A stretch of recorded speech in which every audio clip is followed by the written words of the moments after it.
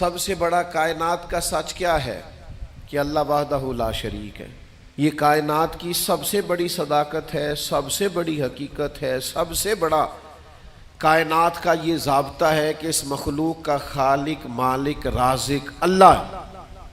لیکن اللہ کہتا ہے ادعو الی سبیل ربک بالحکمہ، کسی کو اللہ کی طرف بھی بلاؤ نا تو حکمت کے ساتھ بلاؤ، اللہ کے رستے کی بھی دعوت دو تو دانائی کے ساتھ دو، لوگوں کو اللہ کی جانب بھی بلاؤ تو تم معاملہ فہم بن کے بلاؤ۔ اگر ہم دانائی چھوڑ دیں گے تو بعض اوقات بات ٹھیک بھی ہوگی تو وہ نتیجہ خیز ثابت نہیں ہوگی۔ وہ کسی نے کہا تھا بات اگرچہ بے سلیقہ ہو کلیم، پر بات کرنے کو سلیقہ چاہیے۔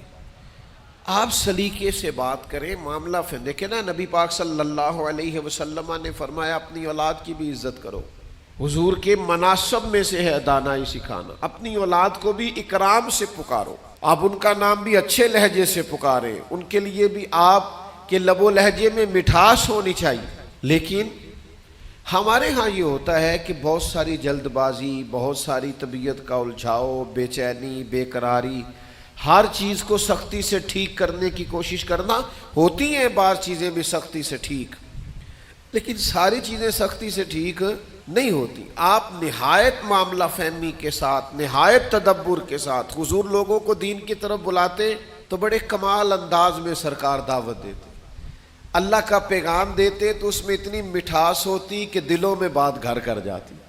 کچھ لوگ کہتے ہیں جی، وہ ان کا اپنا فلسفہ ہے، کہتے ہیں جی میں چونکہ سچا ہوں اس لیے کڑوا ہوں، میں چونکہ سچ بولتا ہوں تو سچ کڑوا ہوتا ہے تو لہذا اس لیے میں لوگوں کو اچھا نہیں لگتا۔ تو میں ان سے کہا کرتا ہوں بھائی سچ نہیں کڑوا، آپ کا لہجہ کڑوا ہے۔ کائنات میں سب سے زیادہ سچ مدینے والے محبوب نے بولا ہے، اور اتنا میٹھا کر کے بولا ہے، اتنا پیارا کر کے بولا ہے کہ حضور سچ بولتے جاتے تھے اور سچ دلوں میں اترتا چلا جاتا تھا۔ سچ بولیں لیکن خوبصورتی سے، لیکن محبت سے، لیکن دانائی سے۔ یعنی ایک صحابی آئے تو ان کے چہرے پہ بڑا جلال تھا اور ان کے لہجے میں بڑا غصہ تھا، اور وہ بڑے بے چین اور بڑے بے قرار تھے کہ یا رسول اللہ میں ان مشرکین کو چھوڑوں گا نہیں۔ حضور نے فرمایا کیا ہوا؟ یا رسول اللہ وہ آپ کا نام بگاڑ کے لیتے ہیں، وہ بگاڑ کے نام لیتے ہیں اس لیے کہ وہ کہتے ہیں اگر ہم محمد مان لیں تو محمد صلی اللہ تعالی علیہ وسلم کا تو مان ہے جس کی بار بار تعریف کی جائے، تو وہ نام بگاڑ کے لیتے ہیں، اور نام بگاڑ کے آپ کو برا بھلا کہتے ہیں۔ تو سرکار مسکرائے، فرمایا پتہ نہیں وہ کس کو برا بھلا کہتے ہیں، پتہ نہیں وہ کس کا نام بگاڑتے ہیں، مجھے تو اللہ نے محمد بنا کے بھیجا ہے۔